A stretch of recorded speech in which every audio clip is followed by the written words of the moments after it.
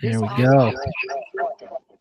If you're not on mute right now, go ahead and put yourself on mute, and you can come off of mute to have the to answer the conversation when I ask the question. But just real quick of you guys, each one of you in this room is unique. Everybody that's inside of this class that we're doing right now, you guys are unique. Show of hands just on the screen for those that I can see. Raise your hand if you believe that you're unique. You just have unique skills, unique abilities. You're created unique. Okay. Now, show of hands of everybody in this room, everybody that's reached their full potential. Go ahead and put your hands up on camera so everybody can see. Yeah, nobody. Nobody raises their hands for that. Why? Why does nobody raise their hands when I ask the question if you've reached your full potential? I personally believe that's because we all have room to grow. I know I have room to grow. And so if you want to be a better person tomorrow than you are today, you've got to do stuff like this class. Growing yourself daily guarantees that you'll be better than you were the day before. And so before we go into everything that I have to share with you today, what's the most powerful question somebody's ever asked you? Ryan's going to join us here. What is the most powerful question somebody's ever asked you? Somebody go ahead and come off mute and just go ahead and share. What is the most powerful question somebody's ever asked you? So, most powerful question I've ever heard, it wasn't actually asked directly to me, but I heard it asked in a seminar I was listening to was, who's going to motivate you if nobody ever shows up? Yeah, it's a great question. Most powerful question you've ever been asked.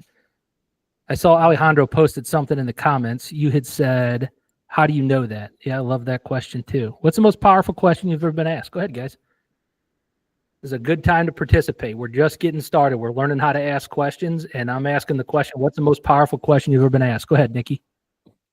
What does success look like? What does success look like? I love that question too. Anybody else? What's the most powerful question you've ever been asked? If you're just joining us online, that's your cue for you to jump in and participate. What is the most powerful question you've ever been asked? Hi, Ryan. Hey, Josh. Hey, Josh. Yeah, Nathan, I would say one that stumps me, it used to stump me, was how was our gym different than any other gym? Okay, so there's a question that was asked of you that you had difficulty with. It was powerful. What makes you different? Yeah. Yeah, I love all those questions. Josh, Ryan, how about you guys? What's the most powerful question either one of you have ever been asked? For me, the one I would say is, I'm going to put my headphones into better audio, but the one that I was asked is, if it works out, what are you afraid will happen? If it works out, what are you afraid will happen? Yeah, if what you're thinking works out, and the dream that you've got, if it works out, what on the other side is keeping you from going after it? Yeah, love all those. All right, so thank you guys for joining me, first and foremost. This would not be a class if it wasn't for all of you. And so we're learning from each other. That's what makes these lessons so powerful, is when we all get together and we get to participate and learn from each other. I am the furthest thing from an expert when it comes to asking questions. But I've got a group of experts here that we all can share and participate in. And so I appreciate everybody that is on this call right now. My heart is filled with gratitude with how many people are participating in learning how to ask great questions. See, inquiry is insight. Ask it and is given. A lot of things I'm going to talk about today, I'm sure you've heard before. A lot of these things I've heard before. But see, those are the most dangerous words on the planet. I've heard that before. Do you guys agree? So today, let's walk through this together, and I'm going to encourage you to do a couple of things. Number one, don't ask yourself, have I heard that before? But ask yourself, how well do I do that as we're going through today's course? And I want you to look at the biggest gaps between what you know and what you actually do in your guys' sales, leadership, or influence process. All right? For those of you that don't know me, I do a number of different things, which I think makes me uniquely qualified to help facilitate this class. Number one, I run a podcast called The Climb for real estate agents. If you're a real estate agent or know real estate agents, they can participate in my live podcast and Facebook group. I also have a Facebook group called Disciples of Leadership, and we meet the first and third Monday of every month and go through leadership lessons from the Bible. I also host a second or third podcast called Mind Renovation Nation, and this is for real estate investors, which there's actually a facilitated tours and pours group that a group of us run where we tour apartment communities for real estate investors and then go back and talk about it. I'm the author of the book, The Caesar Method. That's where this Ask Method came from. And I also wrote a book called Leadership Coaching. I'm a co-founder of a program called The Coin System. I've written articles for Realtor Magazine, Hearing Magazine. I've been on the Builders of Authority podcast. I have been a speaker at events like Gateway to Freedom and the local St. Charles County Realtors Association. I'm a certified Maxwell speaker and trainer. I'm a partner in a property management company called Red Maples. I'm also a partner with a company called Snapscale for virtual assistants. I have an MBA, a licensed realtor, a black belt in Taekwondo. That's me, okay? But that's not to impress you. It's to impress upon you. You do things too. You guys have backgrounds. You have things that you've done. And so what is the achievement that you're most excited about that you've done over your career? Let's start with that question today. What's your greatest achievement in your career? That would be my salon I owned. Okay, salon you own. Anybody else? What was your greatest achievement in your career? Yeah, Nathan, mine would be building our businesses from zero to now they're worth something, and Yeah, a community, not just a business, but a community where people love to be here. You know, it's not just numbers; it's about the people, the interactions, the experiences they make, the memories that you create. That to me would be a lot of times. That to me, that's super important. The culture that you create in an environment. I love that. Anybody else want to share some of your greatest achievements in your career? Yes, for me, it's after I left my corporate work of 23 years, a year and a half ago. Apparently, within the last 12 months, I already replaced my corporate income. And in the process, I get to help multiple peoples, and I'm getting gratitude from, every week. That's amazing. So not only I'm making money, but I see the difference I make.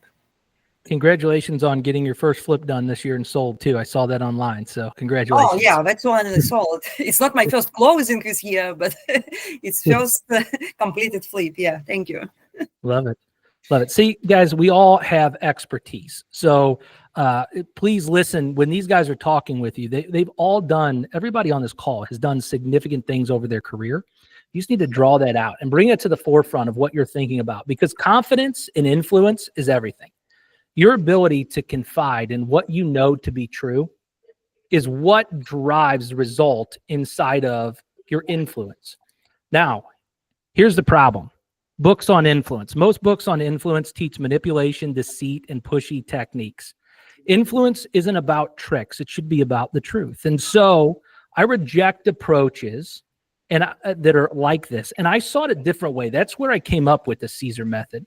I started in door-to-door sales. I don't know if anybody here has ever done door-to-door sales before, but when you're in door-to-door sales, you learn some of the most manipulative, controlling, oppressive sales tactics to get somebody else on the other side of that door to buy from you. And those aren't things that I wanted to stand behind or that made me feel good whenever I did them. And so it just made me feel a certain way when I was going door to door. So I learned to build influence through honesty, connection, and real value. And so that's what we're going to talk about when we learn how to ask. I went from struggling in sales to leading 119 employees, many of whom were salespeople and call center representatives making outbound cold calls, teaching all of those people to learn how to influence people in an honest and ethical way. I developed this method based upon truth, strategy, and ethical influence. Influence isn't telling people, it's about asking the right questions. And the best leaders, salespeople, and negotiators guide people, they don't push them. So the Caesar method is going to structure influence through strategic questions. By the end of the day, here's what we're going to do. By 5:30, you're going to understand strategic questioning to build trust, uncover needs, and drive action without manipulation or deceit. You're going to master 3 levels of asking to guide conversations effectively. We're going to learn to apply the Caesar method to structured questions so that we get impact. We're going to identify and overcome some resistance for strategic questioning. We're going to implement a step-by-step questioning framework for real-world scenarios. And at the very end, I'm going to give you something that you can use right away initially. But should you like to hear what I'm talking about more, I'm going to give you an opportunity to work one-on-one further with me without an investment at all. So there's no investment to continue to move on and to continue to work with me. I'm going to share with that and how you can do that at the very end of this conversation today. But let's talk about why we're here. What most people do to try to fix the problem, they try to be more likable. Has anybody on this call ever tried to influence others by just being more likable? Or am I the only one that read a book on how to get people to like you? Without a doubt, yeah. Yeah. How about memorizing sales scripts or one-liners? Any of you guys ever tried to memorize a sales script? Or tried to memorize a HR script so that you could deliver it properly? How about this? Any of you try to use logical arguments and facts to justify your position with other people? Or here's the other problem. You try to be more aggressive and you power through resistance. Have you guys ever had pushback and you just tried to power through it and force somebody to do what you're telling them to do? Why won't they do what I tell them to do? Employees that work for you and people you work with, they just won't do what you need them to do. Here's why. We're going to talk about it. We're going to avoid selling or influencing altogether, right? That's what we're going to stop doing. We're not going to put any effort into selling or influencing altogether. I'm just going to sit back with my arms crossed and give up on this whole thing called influence. Or I can learn the Caesar method and learn to do this the right way. Now, I don't have time for the whole Caesar method today, but the Caesar method in general, just an overview, is to connect with people, ask them questions, educate them properly, set the next intention with them, align interests, and ask for referrals. So the entire book is about all of those steps. Today, we're talking specifically about that big, bold one called the ask step. And John Maxwell wrote a book called 15 Laws of Growth. They're called 15 Invaluable Laws of Growth. If you guys want to learn about growth and how to grow an organization, you can read the Caesar method, or don't just take my word for it. Go read John Maxwell. He's an author that's based upon integrity. And in his book, he's going to share with you a number of different ways to get growth. Intentionality, awareness, character, environment, curiosity, and trade-offs. I'm not going to go into all of these things today. Again, we don't have time to cover all of these things from John Maxwell, from all my book. We're just going to talk about asking questions. But there is something important that John Maxwell starts his entire book around, and that is intentionality. And when you ask questions, when you're trying to influence people or in the sales process, we have to be intentional with the questions that we're asking. Intentionality is what's going to lead us to being able to set the intention with the prospect or the employee or the team member or my supervisor later on. I've got to know what my intention is in the way that I'm asking questions, okay? And so there's a psychology behind this. So Fast Company, they did a study, and they found out that when our brain hears questions, it automatically focuses on the right answer. So when you're asked a question, the psychology behind this is your brain's already trying to process the right answer. It temporarily is going to shut out distractions. It's one of the reasons why you hear a lot of manipulators asking questions, because they gain a sense of control when they're asking questions. Now, this process is not about gaining control. It's about ethical influence. But our brains shut out all distractions when we ask questions. And so when we ask the right questions, we can shape the way people respond to us. Now, if you just Google searched questions on Wikipedia, you'll find out that questions are the core driver of human curiosity. when you're asked a question, you become more curious about the response that you're giving to somebody. Why are they asking me that question? And so when I talk about asking questions with intention, with the purpose of setting an intention later on, I'm wanting the person to already know where I'm taking the conversation. Okay?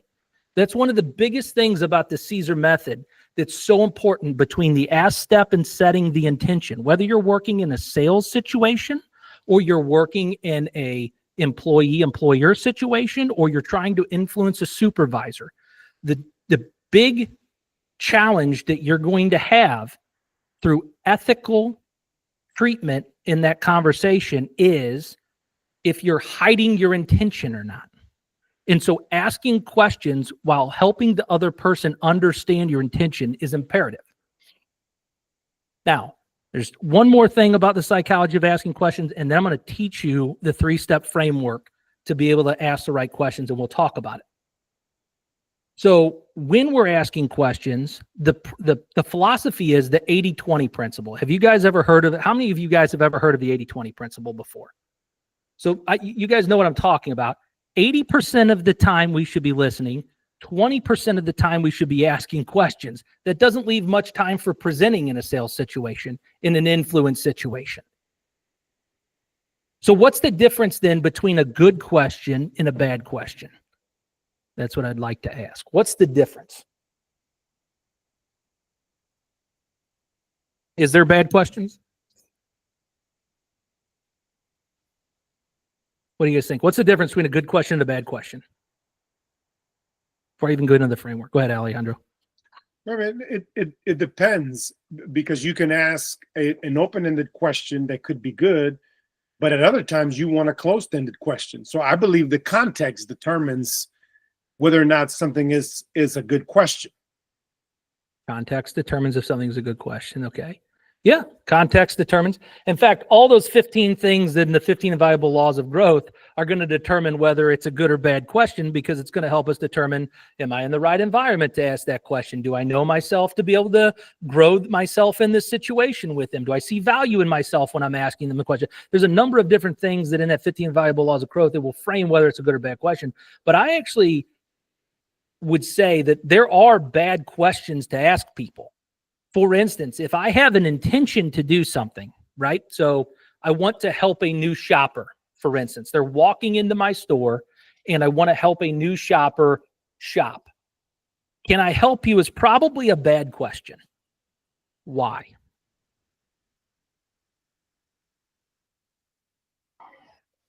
Maybe it's not specific enough. Okay, not specific enough. It's a yes or no question. It's a yes or no question. Yeah, I love that, because the framework starts off saying the first time that I interact with somebody, I don't want to ask them a yes or no question. The first level is asking surface level open-ended questions that give that person an opportunity to share with you their life, their story. So I'm not even into an intentional question yet, although my question may be intentional. I'm into a question that's surface level. I might ask them, what brings you into the store today? That's a much better question than, can I help you? Do you see how that works? What are some other open-ended questions that you guys love to start off with?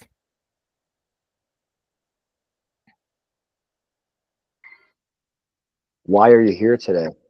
What brought you in today? Love that question. Like, why did you click on the ad and why did you call me? Yeah. Makes them like think, oh, okay. I used that one today, and it was a great conversation after that. Love that. What else? Who else? What are some other open-ended questions that you guys love to use when you first either interact with a team member or you're interacting with a sales prospect? What do you guys think?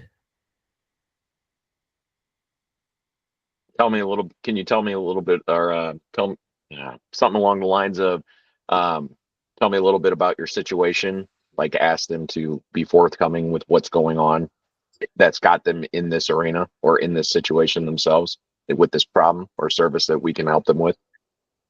So let's say I'm framing the thought process of my sales process. And I asked the person very upfront, tell me a little bit about your situation. I don't know. Do you guys feel the same way I do about that question? Which is that question may be a little bit of a probing question versus an initial question.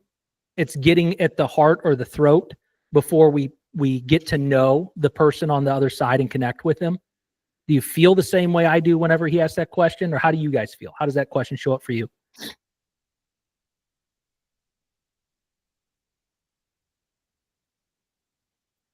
Yeah, I mean, I don't know. It's going to be the first. To me, it would seem that it would be down the line a little bit.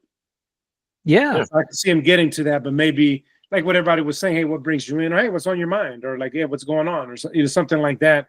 That would, I think, open the door for that question.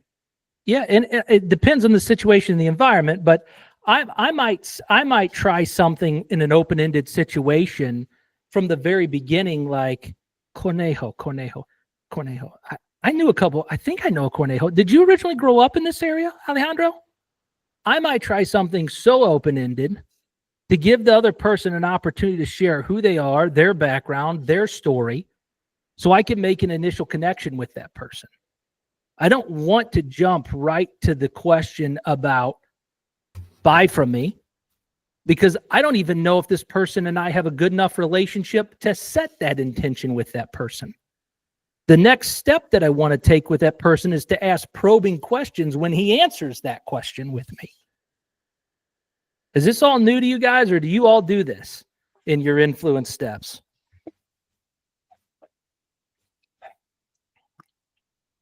My opener is just usually, how you doing? How's it going? How you doing? Just to get him talking. Yeah.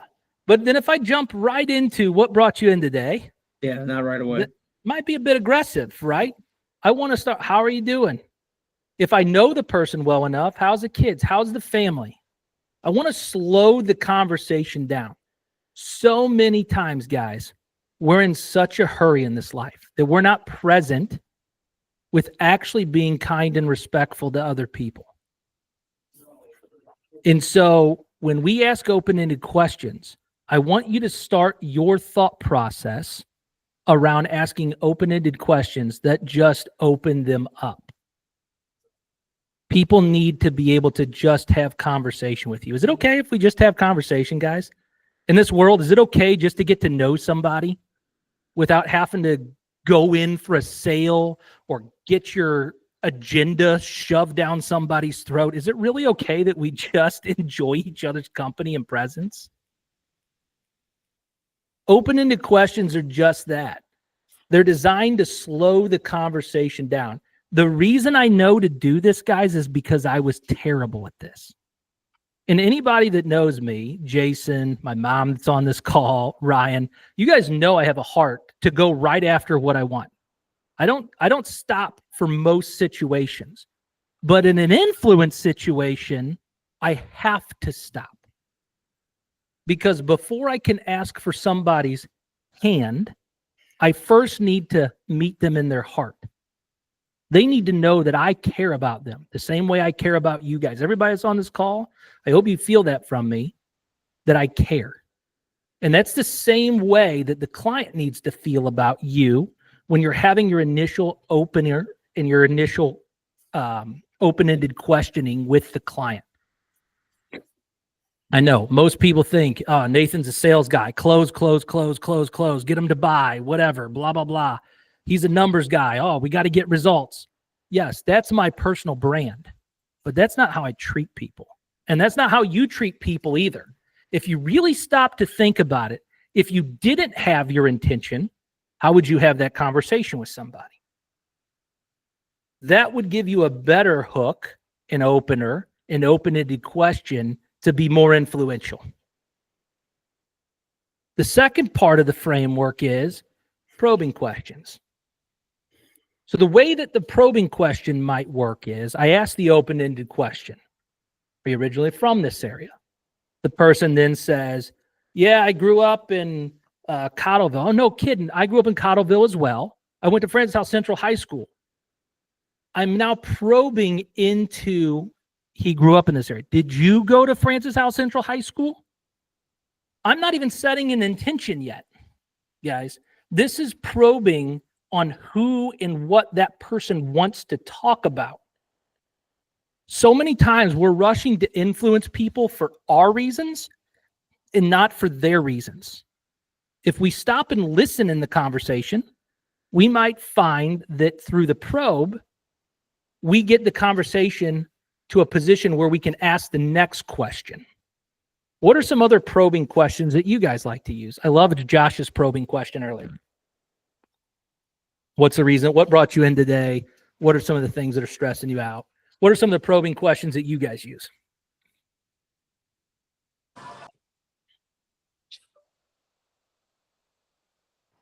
Yeah, Nathan, I'd like to answer the question with another question. Like if they answer a question, I'll ask a deeper question that leads into even further discussion. Yeah, how does that work? It's worked every time.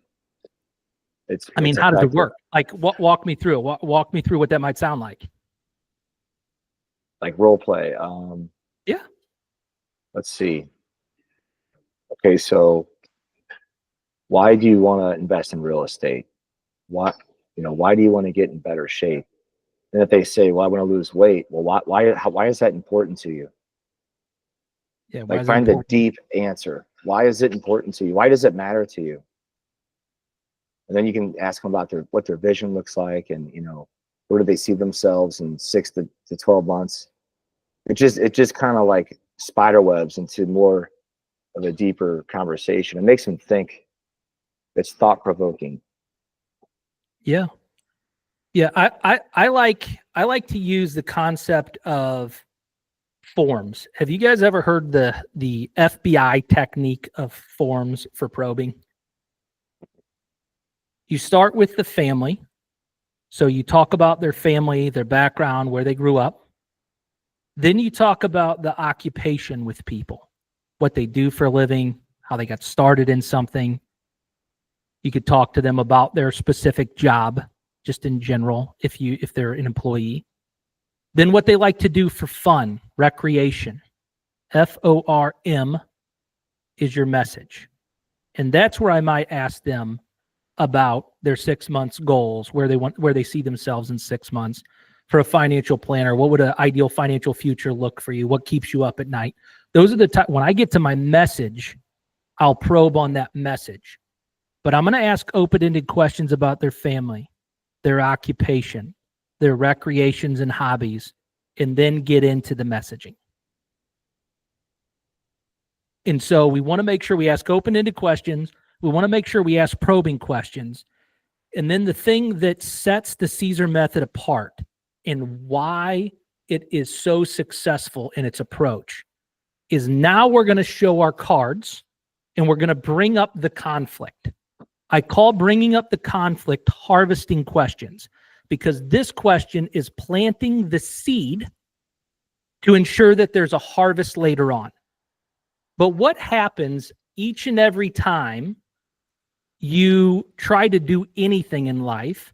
You're met with this awful thing I like to call resistance, right? And so I know that resistance comes every time, and pushing through the resistance is worthwhile every time, because I want you to think about the time that you got together with your significant other. Did the relationship really happen when you guys saw each other and your eyes met and, oh, you were so excited to see the other person? Did you really have a relationship then? Or did you really know that you had a relationship after the first conflict and you worked through it? When did the relationship really form?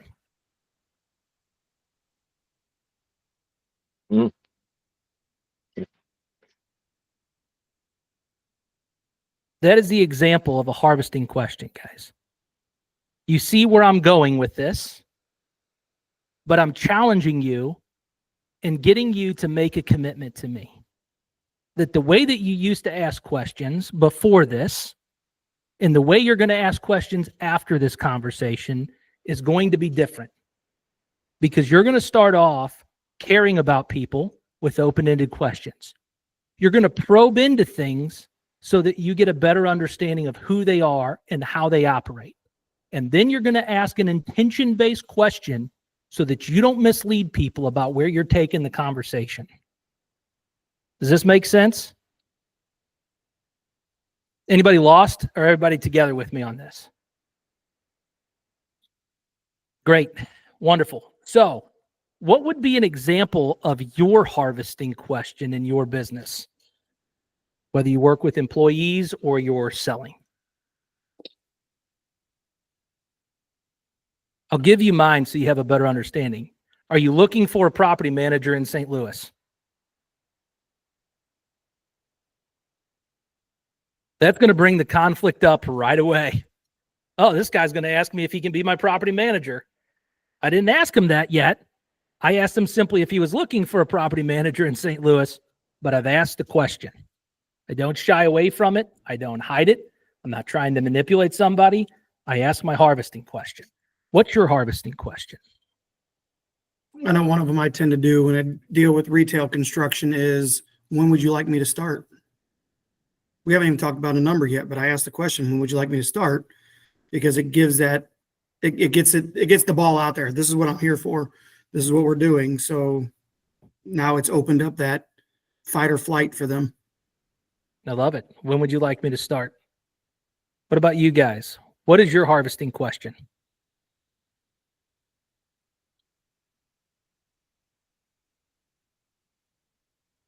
Don't all go quiet on me now. Now's the time that we're all learning from each other. What's your harvesting question?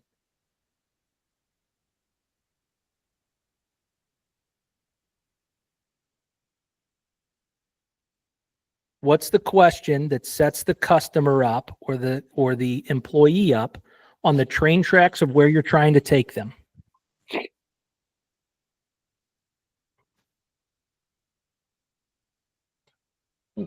Well, Nathan, sometimes I will repeat what they told me to make sure that we're all on the same page. I don't know if that's really a harvesting question, but just to make sure that everything is crystal clear. Yeah. Nikki, go ahead. What's holding you back Yeah. from In the hearing whatever- industry, I used to ask that question. I used Good to question. ask the question, why have you waited so long to Yep. come in to see me? Well, Nathan will Think also about it say, from- why'd you stop last time? Oh, sorry. Think about it, Chuck, from a fitness perspective, right? Why has it taken you so long to come in and see me? This is bad. So a lot of times too, I'll say, so why didn't it work out last time or the time before that? Well, why did you lose motivation? Why did you choose not to pursue your path of where you want to go? Was it outside force, or was it confidence, self-esteem? I love it. Like, why didn't it work out before? Well, let's make sure that doesn't happen again and provide you with what you need. Great job, Nikki. Great job, Chuck. Great job. I asked, One of the things that I've run into before is one of the number one things when you're dealing with construction or you're dealing with people that are looking to have some kind of a work done, outside of investors, especially the question of, what is your budget? How much do you have set aside for this? Now you've thrown them into an absolute world of, I don't want to tell you that, because then you're just going to try to go as close as you can to it. Yes and no, but at the same time, you got to be able to let me know what your budget is, because if I'm not the right fit, and I've had people that finally let me know, and I go, I'm going to be over that. I can't go under that. And here's the reason why. I love that as a harvesting question, Jason. It brings the conflict of the conversation right to the forefront so that you can actually work through that with somebody during your presentation. I absolutely love that question. What's your budget for XYZ? How many of you guys actually ask that question of your prospect or your team member? How much money do you really want to earn in sales commissions this week? Oh, I ask that all the time. Yeah. How much money have you invested in your sales business this week to get that goal? I can tell you as a company how much money we've invested in you, but how much are you willing to invest in you this week? Are you part of a sales course? Have you bought Nathan Caesar Method book? Do you work with a coach? You got to think through this, guys, right? How much are they willing to invest in themselves to achieve that goal? What's your budget? When do you want to get started? I got to ask these harvesting questions, guys, that bring the conflicts out before I ever ask for money. If I don't do this up front in the very beginning of the conversation, then I'm going to ask them to buy something from me, or I'm going to ask the employee to do something, and we haven't even talked about all of the reasons why they're not going to do it. Does that make sense? We're dealing with objections on the back end. We're backpedaling, trying to deal with conflict, and we're trying to justify versus bringing the conflict to the forefront of the attention of the person I'm trying to build a relationship with. Get the conflict over, get it over and done and early so that you can move on to better things in your life than arguing with people about what they should do for themselves anyway. Because if you don't believe in what you're doing, then you probably shouldn't be doing it. Now, I want you guys to try this. I want you to think about things from a home sell. You're a real estate agent, and you're trying to get somebody to list with you. What are some open-ended questions, probing questions, and what are some harvesting questions that you could ask?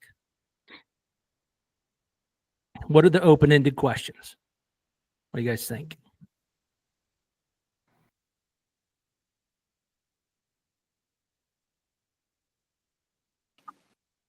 What do you think it's worth, or what do you expect to get from the property? Okay.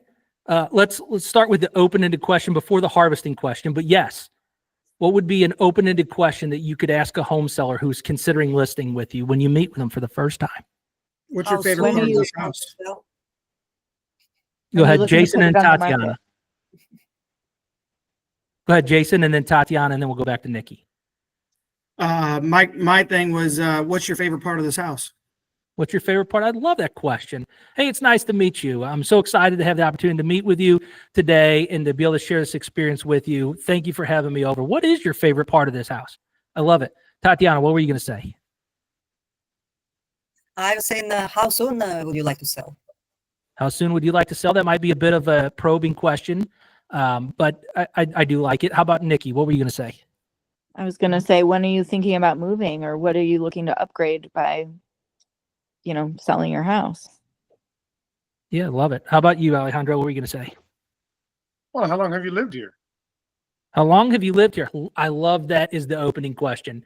Guys, if we were brainstorming on coming up with the appropriate opener question, it's intentional.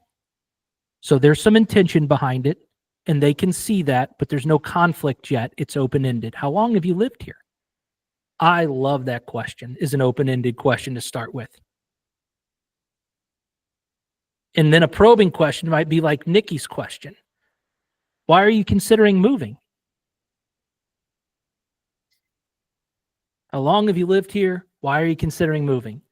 And then the harvesting question might be, like Cameron was saying, how much are you considering getting for your home? You see how this works? We need to be intentional. We need to be aware. We need to be in the right environment to ask these questions. But ultimately, following the framework works to be intentional in your question asking.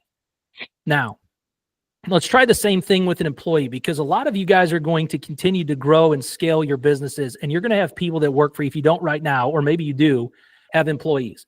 Let's talk about an employee that's underperforming. What might be an open-ended question to talk about with that employee?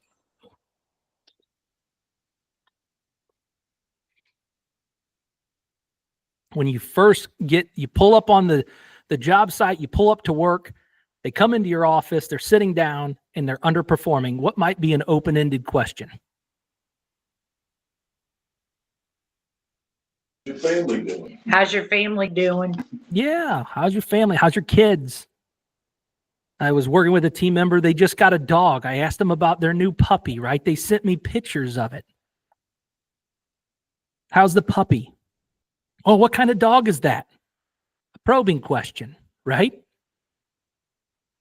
Why'd you guys decide to get that kind of dog versus a French bulldog? don't you think it's going to tell me a lot about their personality and what kind of mood they're in before I ever get to the harvesting question? And I'm sure you guys can all guess a harvesting question for an underperforming employee, right? What do we need to do about this performance? What do we need to do to improve? That's an easy question to ask because you've all been asked that question before. That's because your boss jumped right to it versus asking you about your dog and understanding your background and your psychology and how you make decisions and why you got that dog and why you bought that dog and how much stress you're under and all of the things that you need to know before you ask that harvesting question of the person to bring up their conflict so you can overcome it. The reason that you guys are dealing with resistance and you're not just able to work through it quickly is because you haven't spent enough time in the relationship to connect with the other person. The connection is the key to asking great questions. Said another way, inquiry is insight. Ask and it is given. But you got to ask, guys. You got to ask. So, when you're dealing with pushback, it's best to deal with the pushback through Socratic questioning. What is Socratic questioning?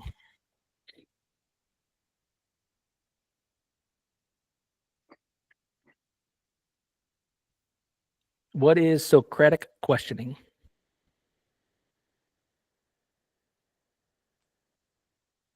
Anybody? Anybody ever heard of Socrates before? It's a method of building upon questions. Yes. And for the person to reflect.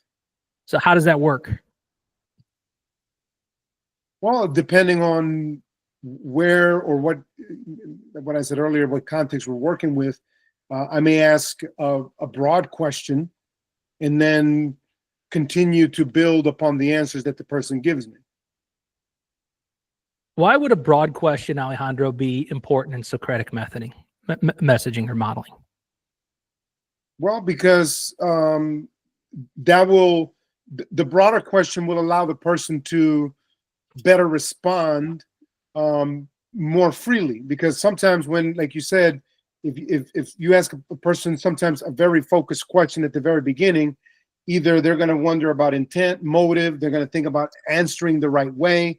But if I ask a much broader question as the asker, I can pay more attention to what they're saying and they can freely say what's on their mind. And if I need to steer another direction, I can go with another question. But I just want to get them engaged and starting to share whatever may be on their mind as it pertains to that question.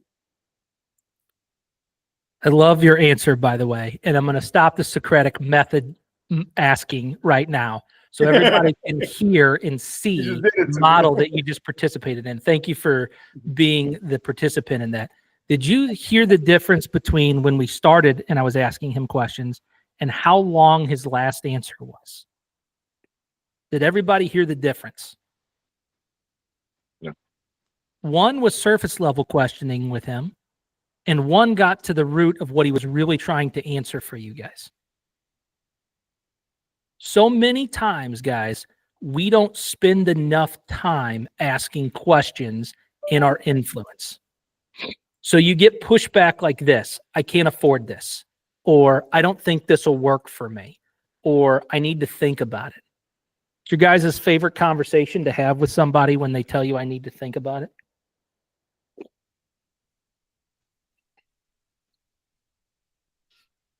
It's always like, dang, what'd I miss? What didn't I go over? What didn't I explain to them? That's because we were born and bred with dark and deceitful hearts, guys. We live in a dark and dangerous world. And it takes a different perspective of being honest and open and trustworthy to make the transition to understand the reason somebody's telling you they need to think about it is because you didn't build a deep enough relationship with the person on the other side. They're telling you, you don't care enough about me. I've been doing sales and marketing for a long time. I'm not having this conversation with you to hurt you. I'm giving you this information to help you understand that when somebody tells you they need to think about it, that's a personal accept that I have taken on myself to understand. The person on the other side of the conversation doesn't believe that I care enough about them to say yes to me. And so what do I do about that? How do I help them see that I care before I get into that conversation? Number one, if you're dealing with these different pushbacks, I can't afford this. I'm going to give you a Socratic approach that you can use to deal with, I can't afford this. You can't do this Socratic approach that they can't afford it after you've dropped price, after you've given them how much this is going to cost. Because when you've given them how much it's going to cost, you've asked them to buy. That's too late to care about the person to deal with, I can't afford this. So what do? We bring up with them, in general, large amounts of money around whatever it is that I'm selling on how that would be. For instance, let's say that my product cost $5,000. I bring up $7,000 or $10,000 as a purchase early on. And I'm not telling them they're buying my stuff for that in the conversation. I'm telling them up front that other programs or things like this cost about $10,000. How would you normally pay for something like that? That would tell me right up front whether they can afford my program at $5 or not. Because I care enough to ask these questions up front. And so the way that might look is a person might say, oh, I can't afford $10,000. Well, when you say you can't afford it, do you mean you don't have the money right now? Or do you mean that it's not in your budget this year? Those are two different things. I got to get clarification from the person. And then I might ask them this question. What would happen if you didn't move forward with a program like mine? What's the cost of staying where you are? And work them through the math and actually show them exactly what it would cost them to stay where they're at. Then, if money weren't an issue, would this be something you would want to do before I give them how much the cost is? And then I might ask the question, have you ever invested in something that seemed expensive at first, but turned out to be worth it? Guys, the reason I have this question highlighted in yellow is you can supersede all of that pre-framing by just asking this question up front. Have you ever invested in something that seemed expensive at first, but turned out to be worth it? In your presentation. And then I'm gonna ask them the last question, which is just if I could structure this in a way that made it more manageable, would that help? Right? So if I'm dealing with the objection that they can't afford it before I've asked for price, if I could structure this in a way that would make it more manageable, would that help? Then you know. And that gives you all the clarification you need for whenever you break price later on. Now, same thing works with an employee that says, I can't afford to invest in myself. I have no money right now. Right? Have you ever invested in something that was expensive but turned out to be well worth it? How about a coaching program? How about a book? How about an Audible subscription? Right? These things all help employees to get better. You can do that as well with the employee. And this resistance, this pushback technique works exactly the same. How about this one? I don't think this will work for me. I don't think this will work for me. Well, what specifically makes you feel that it wouldn't work for you? And then challenge it. Has there ever been a time where you thought something wouldn't work, but it actually did? But see, if I've asked them to buy from me, and I didn't ask these questions up front and get them to tell me that they didn't think a program like this would be worth it or something would be worth it, and I didn't deal with this up front before I ask for money, do you see how this now becomes aggressive and offensive, that I'm trying to push back on them after they told me they don't think it'll work for them? You got to get them to tell you they don't think it'll work for them before you ask them to buy from you. For instance, do you guys see how the Caesar method could work for you? Sure hope everybody on this call says yes. And if you don't, has there ever been a time where you've invested in something that you didn't think would work, but it turned out it actually did?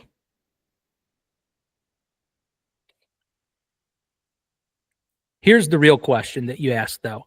If you don't want to ask any of these other questions, if you can memorize the yellow question here and ask this question up front, if it did work for you, what would it look like?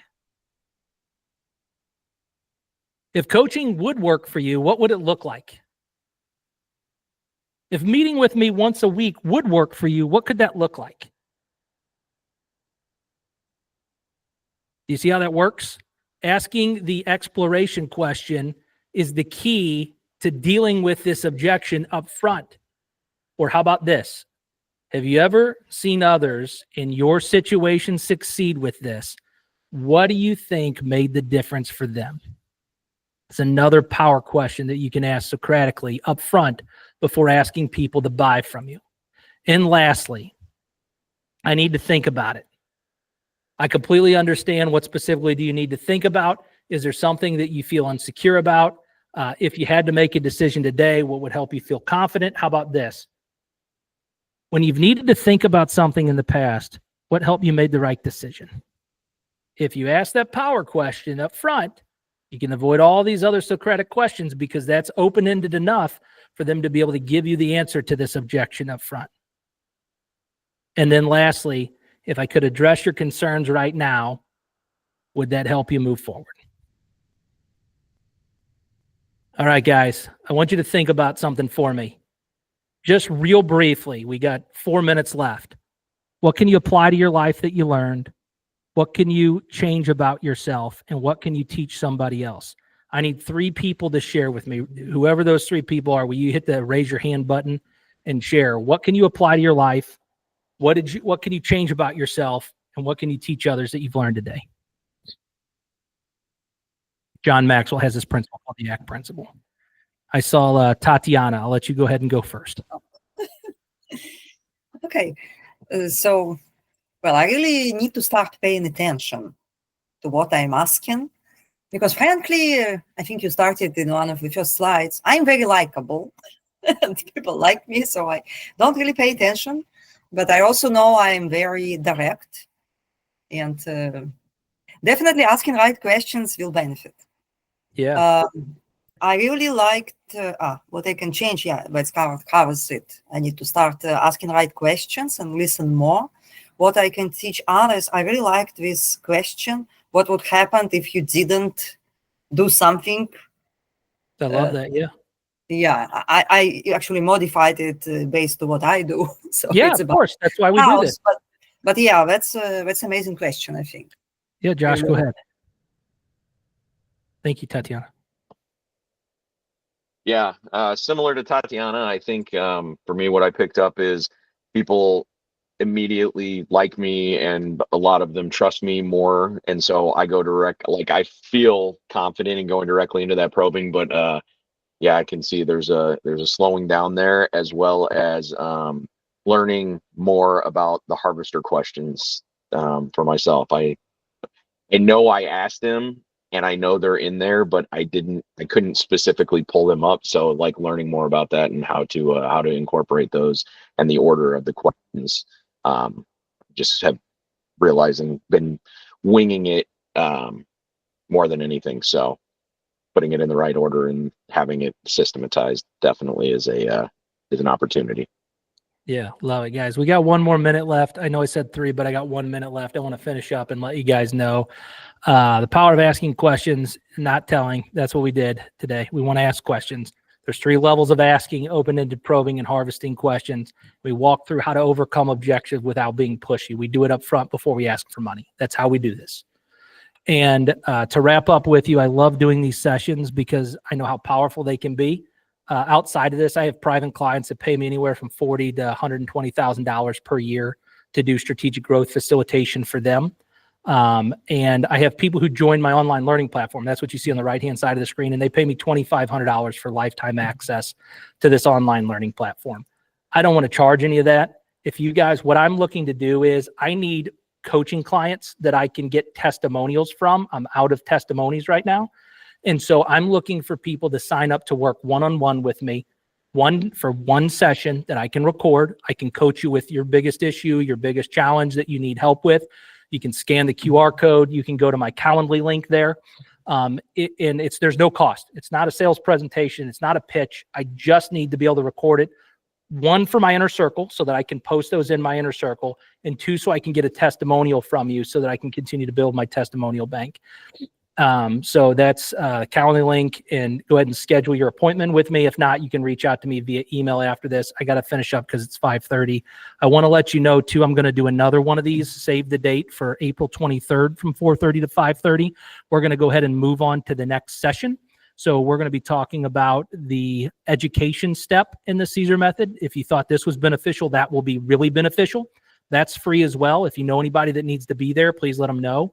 And if there's a group, club, or organization that you think this message would be good for, and you think that I should go do this exact presentation for them, please just reach out to me and let me know. I'd be happy to go speak for those groups or clubs. So thank you guys for participating today. It's 5:30. I got to go to my daughter's birthday. I'm sorry for rushing out of here. I do care about you, and I would spend much more time talking to you guys about this afterwards. Feel free to reach out to me one-on-one, though, and we can have those conversations. Thank you, Nathan. Appreciate you. Thanks, guys. Bye-bye. Thank you, Nathan.